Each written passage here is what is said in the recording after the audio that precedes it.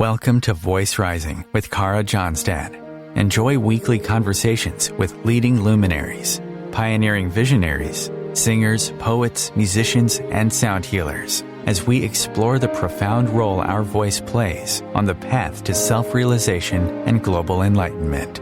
The internationally acclaimed singer, composer, author, healer, recording artist, voice expert, creator of Voice Your Essence, and founder of the School of Voice, Kara Johnstad uses her extraordinary spiritual gifts to empower others. Everything in this world vibrates. Everything has a frequency. A pioneer in the field of voice work and transformational songwriting. Her breakthrough methods are helping thousands of people worldwide fine-tune their body-mind-spirit system and unlock the energetic frequencies of limitless creativity, health, and abundance. Share your voice, ask your questions, join in the conversation. Receive life-changing, positive transformation and rise together to create a sound world.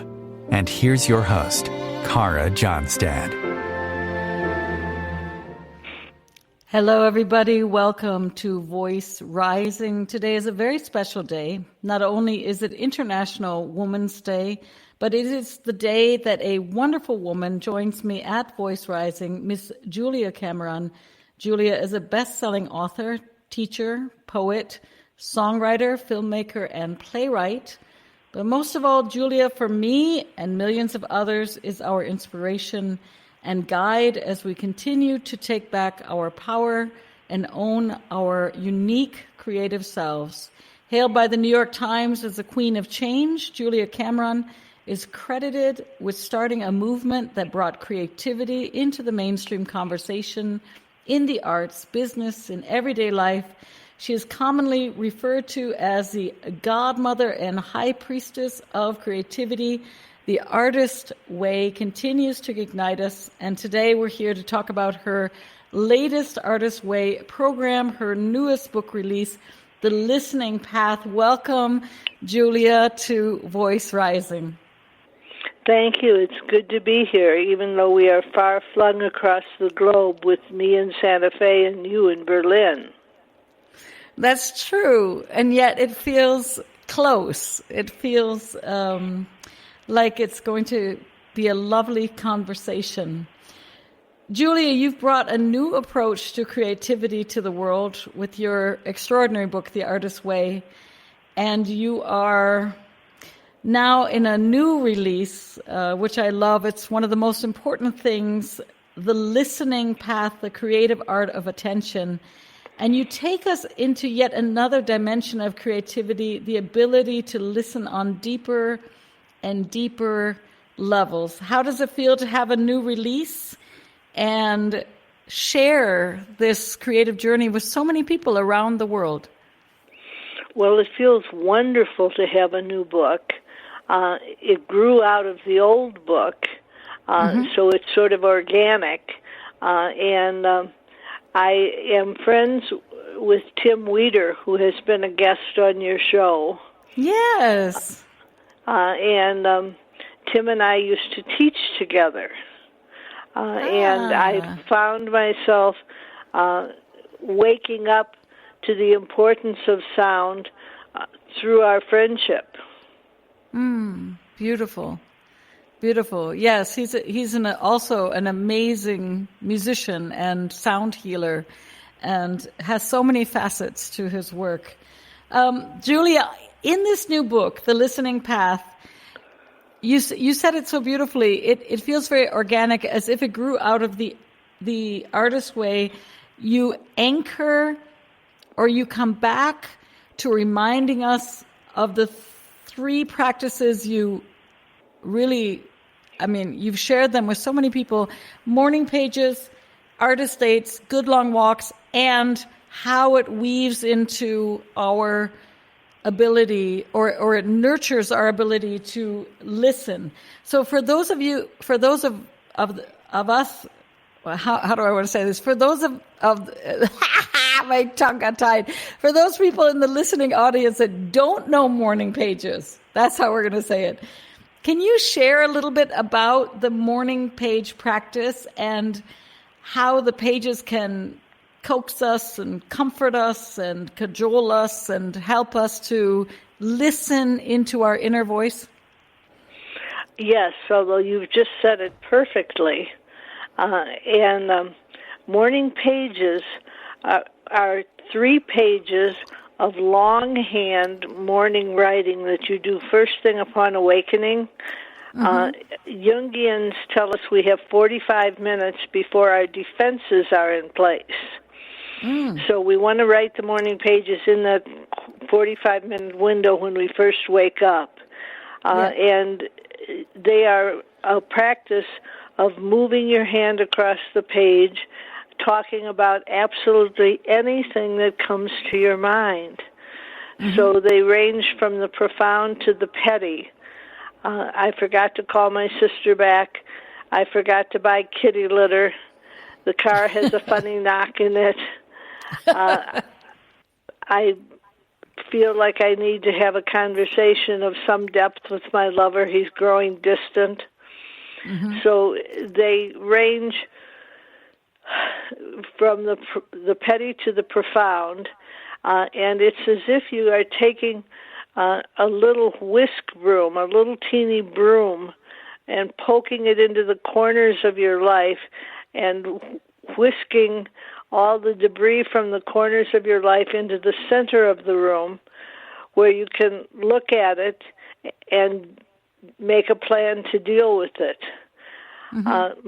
Morning pages move us toward expansion.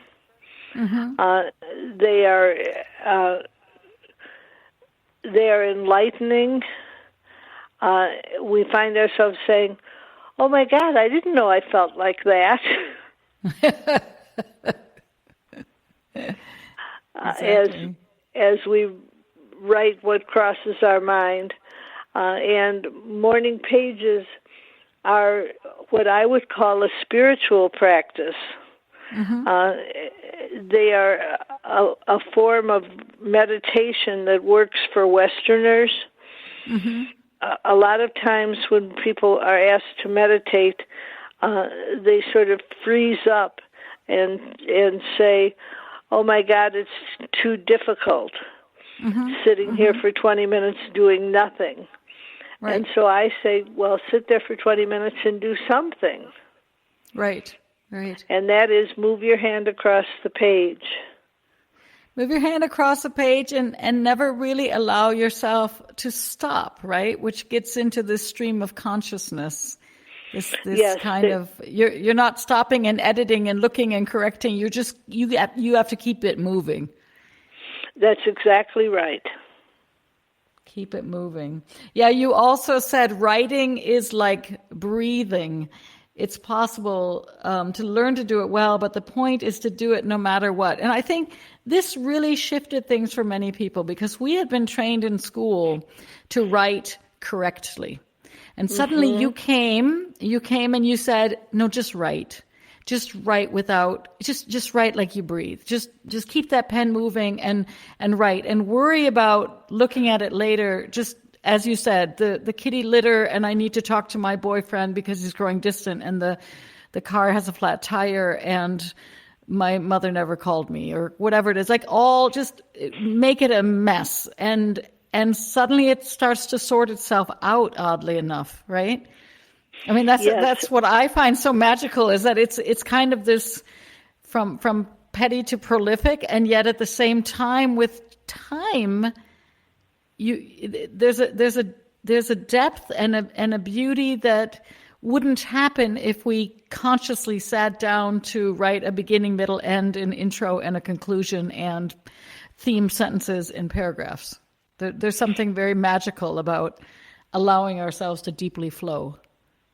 Yes, I think that's very true. I think that what happens with morning pages is that people have a spiritual awakening. They put themselves in touch with an inner resource, and the spiritual people may call it God. Other people may just say, oh, it's the muse.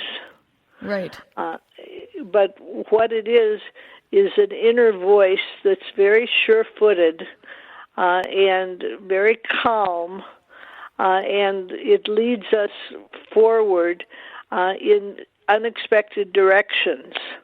And I think that the flow of morning pages is a flow of witnessing.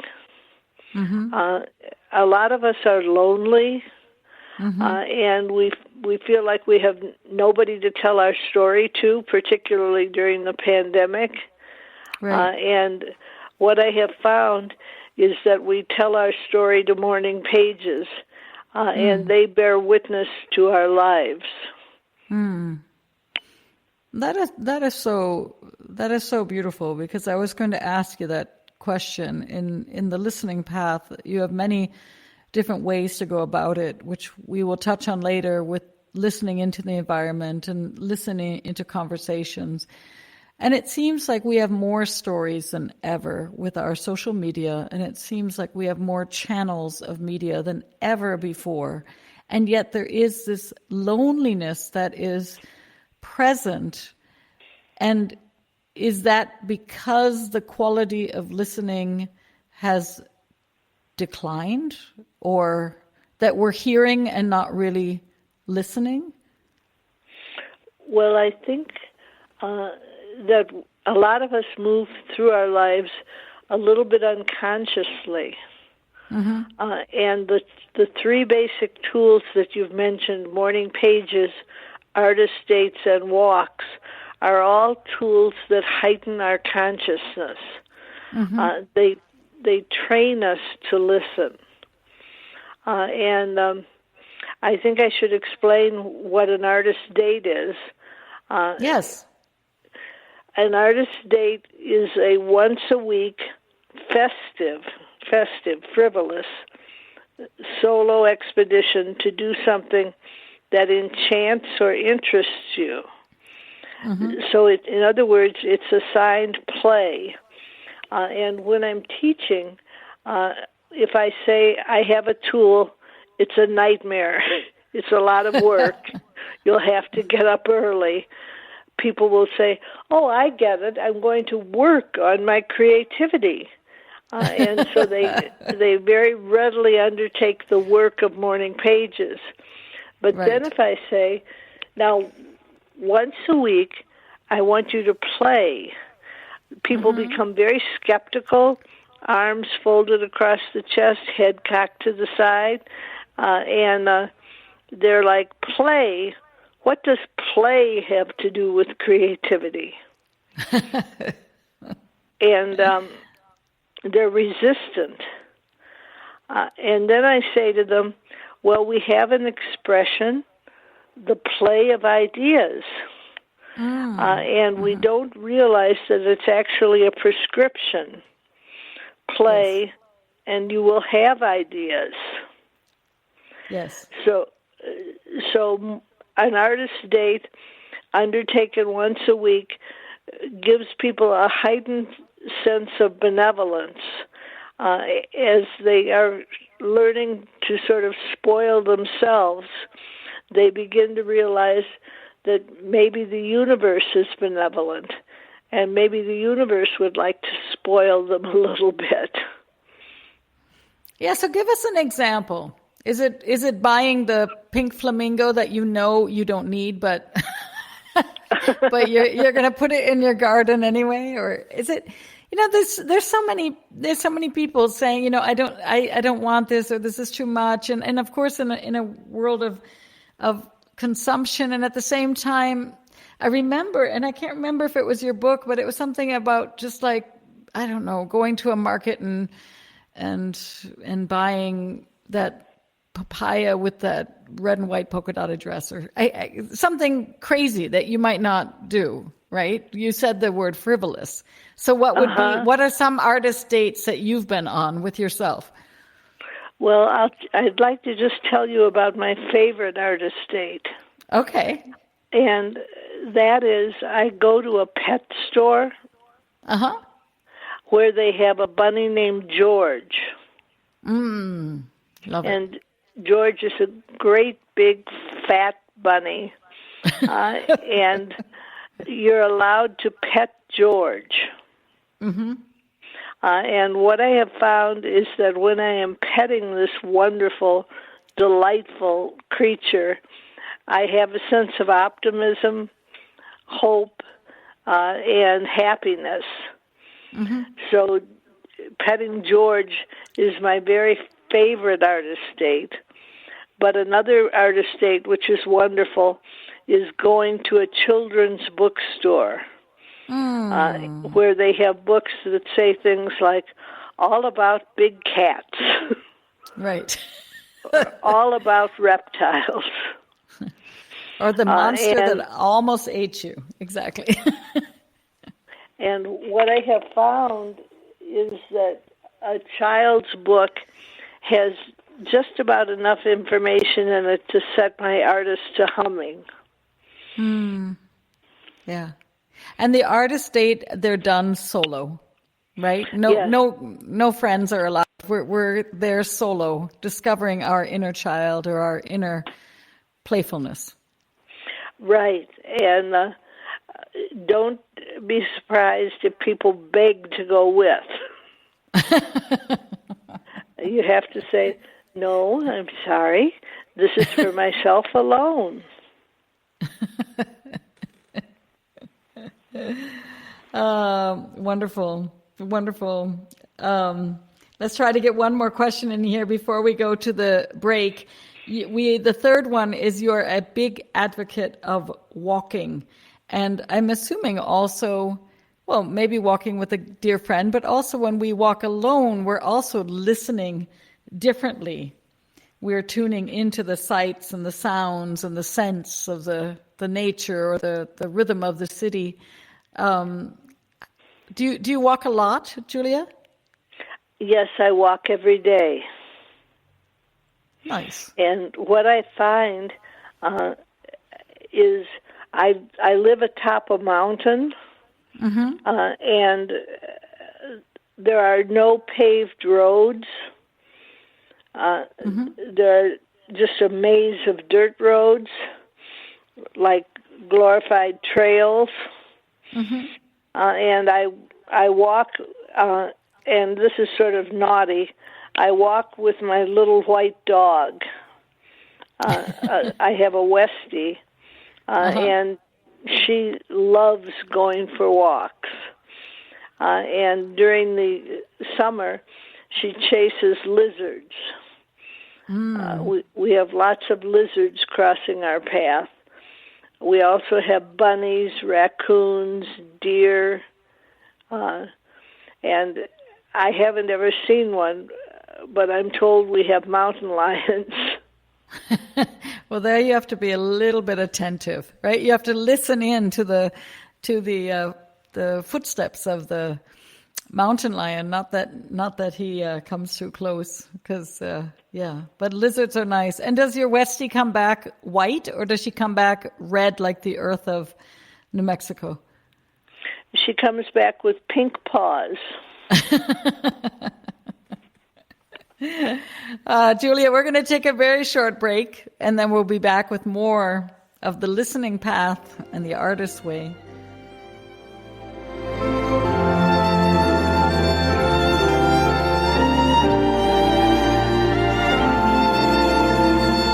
The cutting edge of conscious radio. OMTimes Radio. IOM FM.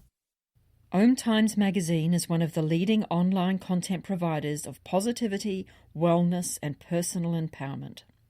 A philanthropic organisation, their net proceeds are funneled to support worldwide charity initiatives via Humanity Healing International. Through their commitment to creating community and providing conscious content, they aspire to uplift humanity on a global scale. Connect at omtimes.com. OMTimes, creating a more conscious lifestyle. With happy clients all over the world, Cara Johnstad knows that your voice is the missing link to more authenticity, abundance, creativity, and health. An internationally acclaimed voice expert, Cara's breakthrough methods have helped thousands of people successfully heal their voice wounds and extinguish the story of self-doubt and shyness forever. Join in group trainings, attend online sessions, schedule one-on-one time, and invite Cara to work with your organization and community. Get started today. Go to www.carajohnstad.com and receive a special guided meditation designed to fine-tune your inner voice and welcome you on the voice journey. This is Kathy Beal, host of Celestial Compass, featuring astrology you can use. Celestial Compass points you to what's going on in the sky and what you can do with it down here on Earth. We also explore fun, effective, and cosmic tools for navigating this adventure we call life. Join me the first and third Monday of the month at 5 p.m. Eastern Time for Celestial Compass. It's enlightening, entertaining, and empowering. Coping-19, brought to you by CDC and the Ad Council. If you're feeling increasingly lonely right now, you're not alone. It's totally normal. Even though we may not be able to get together in person, connecting virtually with friends and family still gives you a chance to interact with people and may help raise your spirits. Join a virtual book club, set up group text chats, or online video coffee breaks with coworkers. Find more self-care and coping tips at coping-19.org.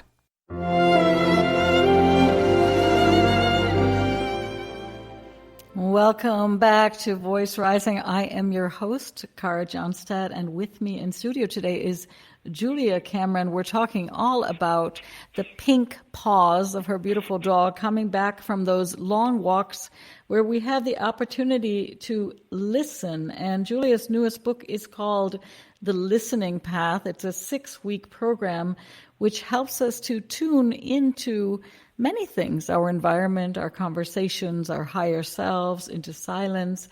Julia, you start the journey in the new book on the listening path. You started with tuning into our environment.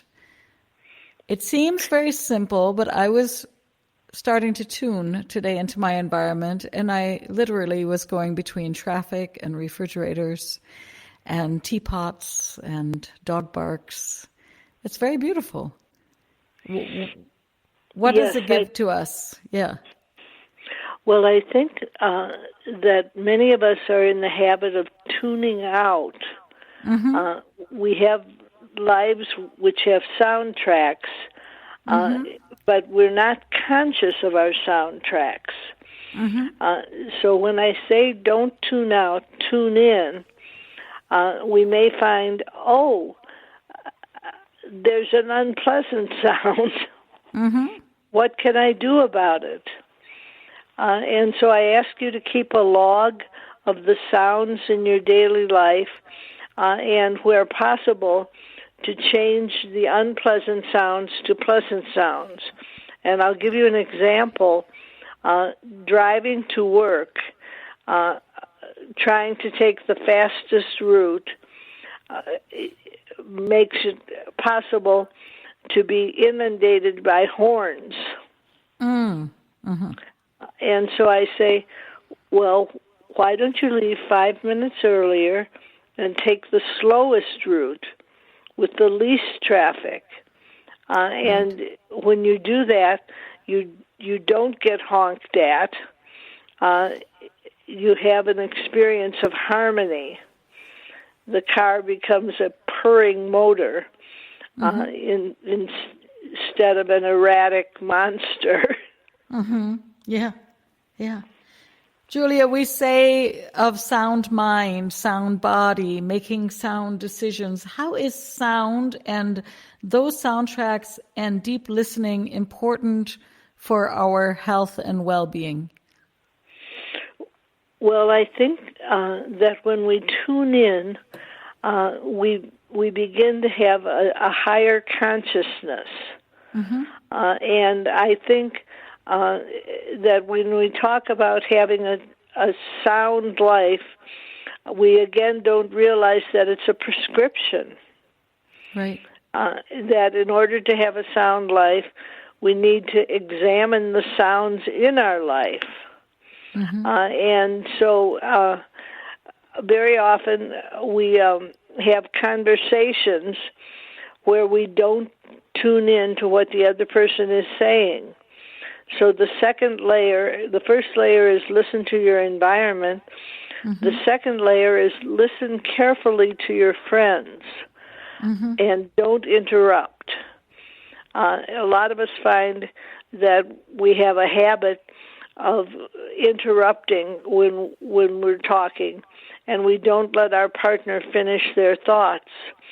And what I have found is that if we allow our partners to finish their thoughts, they may say something very surprising and enlightening. And so we have an expression, listen to learn, learn to listen. And it applies when you're listening carefully to your partners. You find that conversations become much deeper, richer, happier, and you don't have boredom because you're in the height of exploration. So the third layer of the listening path is called listening to our higher self. And a lot of times when we have a decision to make, we will think, well, who can I talk to about this? And we'll sort of canvass our friends for the person we think has the most wisdom. But what I have found is that very often we are the one with the most wisdom. So listening to our higher self is tuning in for our own opinions on our life. And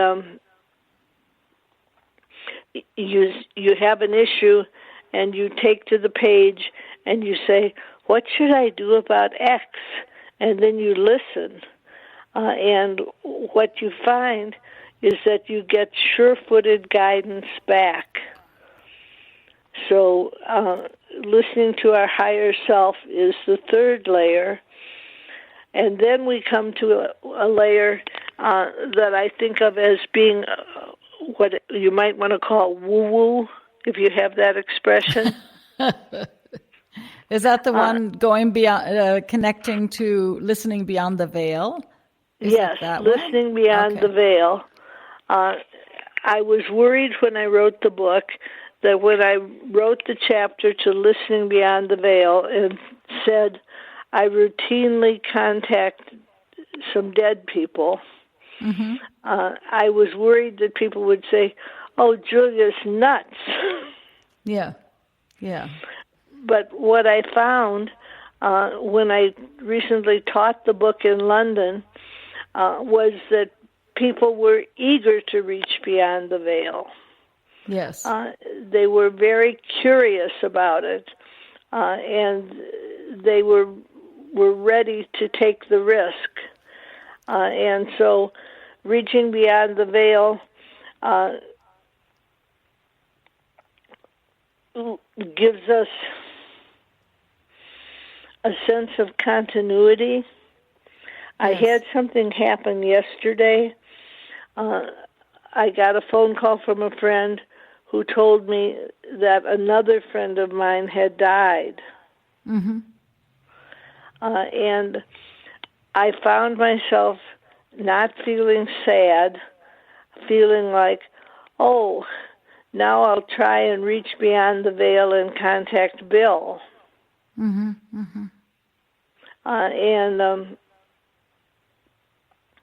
the ability to reach to ancestors and to friends is one that we don't have much experience with in our culture.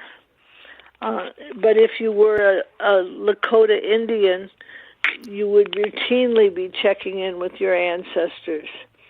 You'd be checking in every morning. And in Japan, you would have an altar to your ancestors. Yes. I often say too, Julia, I often say it's odd that in the Western world, it's hard for people to talk about death, but in the music world, we're listening constantly to dead people on the radio we're listening to Nina Simone, and we're listening to Maria Callas.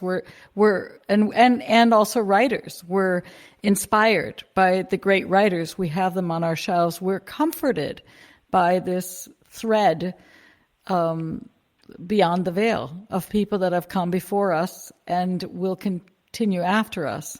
And yet it's so hard for us to talk about what you're sharing now. I just think it's very important for us. It's not at all woo-woo. It gives us the roots of where we come from and also where we're going. It's a very grounded way of listening into what really is. I mean, we're not here 100 years ago, and we won't be here probably most likely in 100 years. So that's quite an acceptance and a deep listening practice. Yes, I think so. Yeah. I think so. So after you listen to your friends who have passed, your relatives and people that you were close to in life, people whom you love and who loved you, then I ask you to listen to your heroes. And this is reaching out to people that we didn't know, but that we admired. And actually, when you reach to your heroes, they respond very readily. And at first we may think, oh, I'm bothering them. They're perfectly happy in the afterlife, and I'm saying, wait a minute, what about me? But what I have found is that our heroes respond readily and happily to our requests for guidance. And I found that often when we're reaching to heroes, we're reaching for attributes that we ourselves have, that we maybe haven't recognized. And you as a songwriter might find yourself reaching to Oscar Hammerstein. And I recently had someone say to me, Julia, my hero was Einstein, and I reached to Einstein yesterday, and today I'm smarter. I love that. I love that. I used to send, when my daughter went to her exams, I would sometimes send those heroes with her. I'd say, if you get nervous, just think of Einstein, or just think of whoever, Tesla, or, it's always good to feel comforted by the spirits that have walked the earth at the same in the same place, right? They've breathed the same air. That's a profound thought, I think, to think that not only have you and I breathed the same air, but Plato and you and I have breathed the same air, because it just recycles. And what is the next one? It goes into silence. Yes, the final layer of the listening path is listening to silence. And I find often that people are very threatened by my request that they listen to silence. And they think, oh no, now she's going to lecture me about meditating. But what I found was that I wrote a gentle chapter that said, just listen, take only a couple of minutes, 2 minutes, and listen. And what happens when we do listen is that I want to say we get in touch with what is called the still small voice. We listen and we hear guidance, and we hear clarity, and we hear a profound connection rather than a detachment.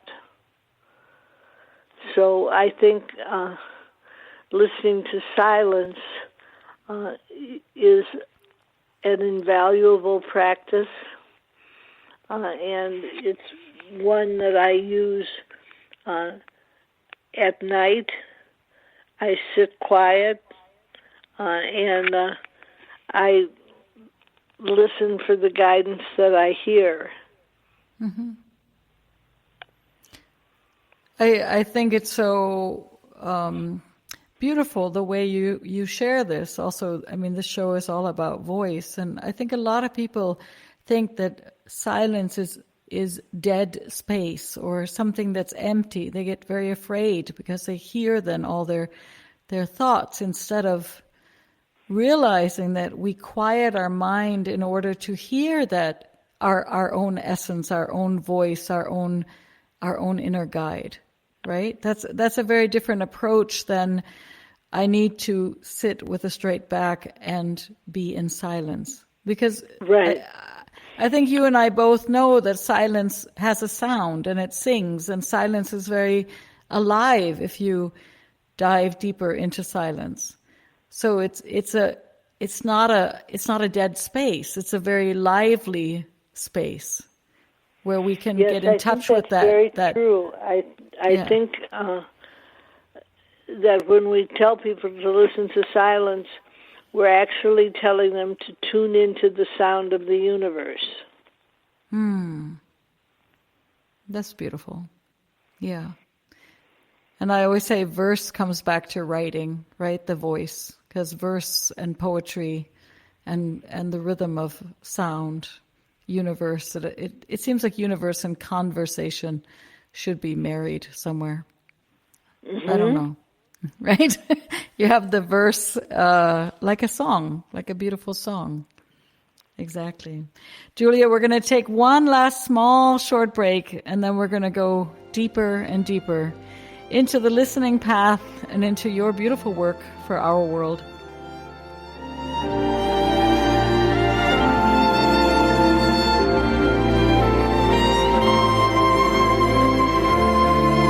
Bringing a more conscious lifestyle to your world. OMTimes Radio. IOM FM. Ascending Hearts is no ordinary dating site, but a spiritual dating site with a purpose, to link you with your soulmate. We engineer the serendipity so you can trust that you will attune with someone that has the same matching vibration as you. Ascending Hearts, the conscious dating site for the spiritually aware. Try Ascending Hearts for free. AscendingHearts.com.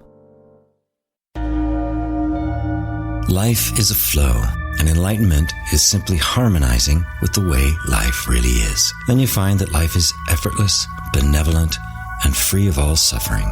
Hey everyone, this is GP Walsh, and I want to invite you to my brand new radio show that's launching right here on OMTimes Radio called The Flow of Enlightenment. I've been a spiritual teacher for decades, and my greatest pleasure is being able to share with you these deep and highly practical spiritual ideas. So join me in The Flow every Tuesday at 1 p.m. Eastern and let yourself be transformed.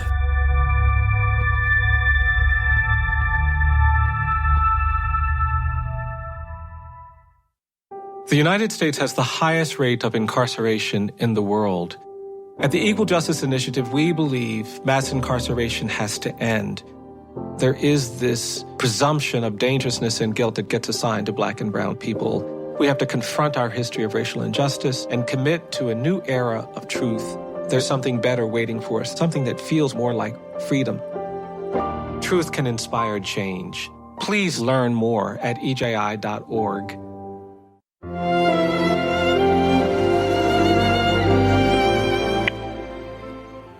Welcome back to Voice Rising. I am your host, Cara Johnstad, and with me in studio is Julia Cameron, and we're talking all about the listening path.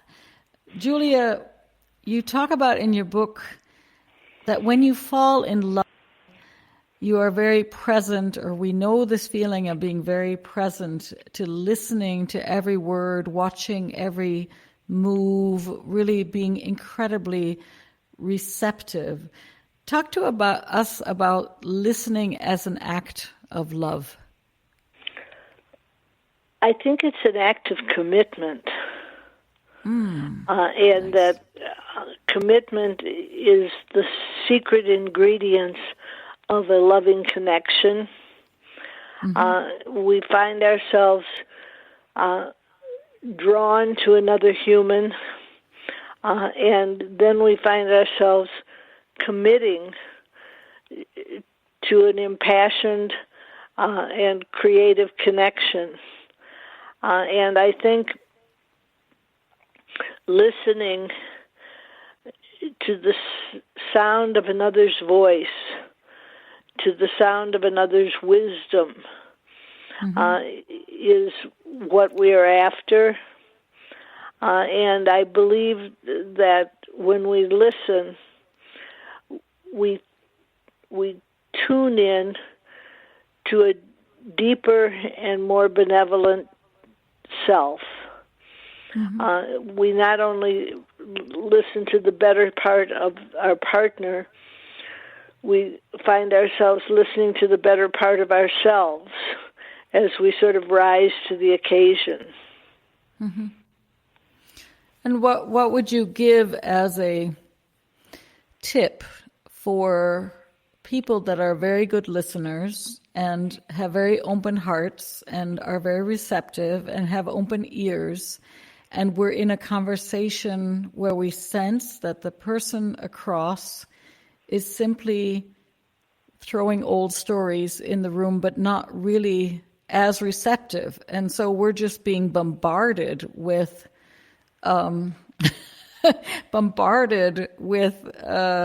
chit and chatter, but the conversation is not growing in that organic, harmonic way that we dream about. Do we become more choosy, like with good food? The more we listen, we become more selective as to our conversational partners? I think that's very true. I think it's a conscious decision to monitor the quality of our interactions. And I think we find that there are some people who are wonderful listeners and wonderful conversationalists, and then there are other people who indulge in monologues. And you get them on the phone, and they talk for 20 minutes straight without asking, "How are you?" So I think what happens is that as you keep tabs of who's a good listener, who's a good conversationalist, you begin to be more picky, and you begin to say things when you get a monologue person on the phone. You find yourself saying something like, "Well, I've got about 5 minutes before I have an appointment." So you start to set boundaries. Yeah. Because you've listened to your own body. I mean, what happens to our body? You talk about this also in the book a little bit, and I find it fascinating. What happens physically and psychologically when we have something beautiful to share, a dream or a longing, and we feel unheard? You also talk in the book about the importance of encouragement, right? That helps us. So what really happens to us when we're in this conversation and we're practicing listening, and we've done our pages and we feel our inner voice and we're ready to share it, and yet we feel unheard? Well, I think this is sort of a negative question. When we feel unheard, we need to step forward a little bit and gently, with the emphasis on gently, demand to be heard. We have little cues that we can say, "Are you hearing me? You agree with me?" Yeah. And gently asked questions where you say, "Really?" To take the space, to take the space that our voice and our dreams and our creativity is important.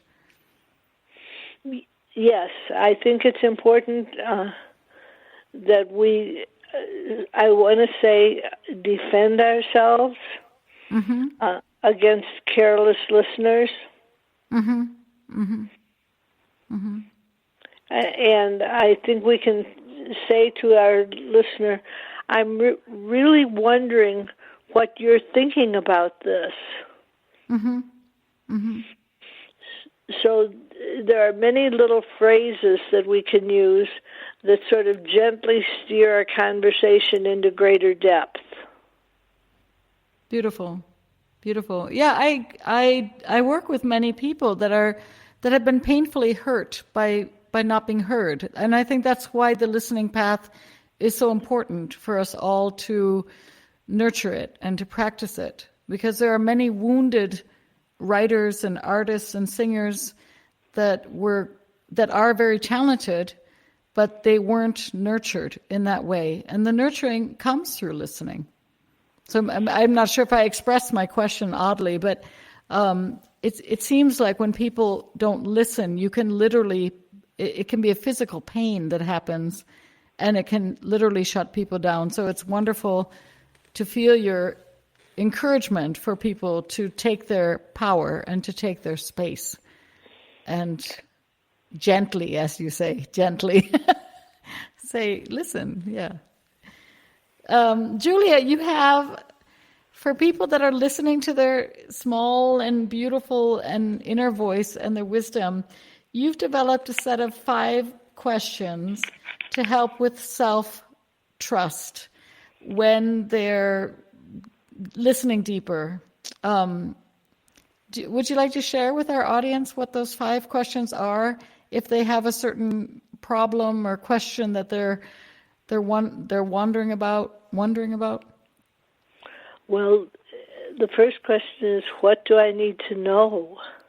And very often the answer to that is something simple. What do I need to try? And the answer to that is more expansive. What do I need to do? What do I need to grieve? What do I need to celebrate?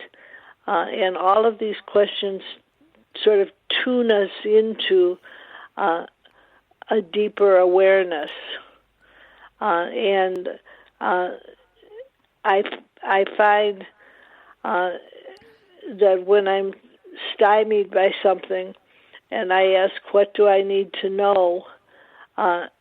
Very often it's a question of release, a question of what you might call let go and let God. And I think that the helpful little questions are questions that put us in touch with our own deeper consciousness. We actually do know what we need to do, what we need to try, what we need to grieve, what we need to celebrate. And by recalling these things to mind, we find ourselves more focused. Yeah. And all of these moments of listening, that again is from these 3 practices that deepen the listening. I mean, basically in this book, what you've done is you've expanded on, or that's how I perceived it. These questions can be answered in morning pages. They can be answers. What do I need to, or what do I intuitively need to celebrate? One can go on an artist date. One can take long walks and carry those questions in your mind's eye or in your back pocket, and then start tuning into these different layers of listening with our ancestors, our opening ourselves to the silence, opening ourselves to our surroundings. I think for me, what was and what is so precious in this book is that we forget that listening has so much to do with connectivity and a sense of belonging. And I think in this time where we are in a pandemic and a time where there is a lot of loneliness, that whether we're deeply connected to our innate wisdom or whether we're deeply connected to our beloved because we're learning to listen better, or to our pet, or to our communities, or to our ancestors, it roots us to do this practice. Yes, I think that when I talk about the book, I want to say it will make you feel more grounded. Mm-hmm. It will make you feel more safe. Yes, yes. Yeah, I sense that profoundly. It makes you feel more grounded. It makes you feel more safe. And like all great art does, it gives you wings to fly, because when we feel safe and grounded, we also start tapping into that creative being that we are. Yes, when we feel safe and grounded, we feel like we are able to expand and to take risks. I recently, 33 years ago, I made a feature film, a romantic comedy, and then the sound was stolen. And I had to loop the entire film. And I looped the film, and it got into the London Film Festival and the Munich Film Festival, and it got good reviews. But in America, we are accustomed to looped films. Uh-huh. So it didn't get a wide release in America. And what happened to me recently was I woke up and I thought, I'll just put my film on my website, and people can watch it for fun and for free. Nice. Nice. So I've spent the last few days tinkering with the film, and I watched it for the first time in 33 years, and I discovered, hey, it's pretty good. Nice. Beautiful. Yeah, where can people go and watch the film and read your blogs and connect with you, discover your workshops? You are probably, when travel starts happening more, or maybe you're doing it online, you do teach and you do share the path with many people. Do you have a homepage? I have a website, which is juliacameronlive.com. juliacameronlive.com. And on that website, I have music for 2 musicals and a song cycle called The Flower Songs. And I have my plays, and I just have a commitment to putting the art up for fun and for free, and not sort of waiting to go through due process. Right. Just sharing it for the joy of sharing it. Right, right. That's so beautiful. We are in such... it seems like, although the world has always been in great change, but it does seem like there's something's happening now, a kind of turning point. The world has slowed down, and it might be a new chapter opening. Where would you love to see the world in 6 months or a year from now, if you could dream big and have your ideal place? What could you imagine? Well, I imagine the world learning to listen. I imagine the world turning to each other with interest and enthusiasm. Mm-hmm. I imagine a world where people are independently taking risks. And so, for example, I know you're a songwriter, and I would say, oh, please play for me a song. Mm-hmm. Yeah. Beautiful. I will sing for you a song today. Julia Cameron, you are.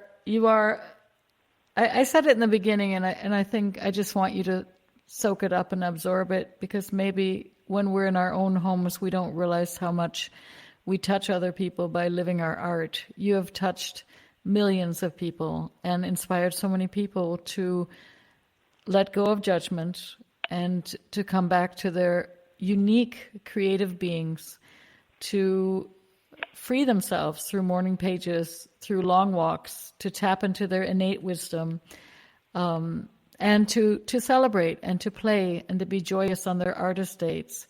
And so as a voice representing many artists, and I think you also represent many artists, we celebrate you.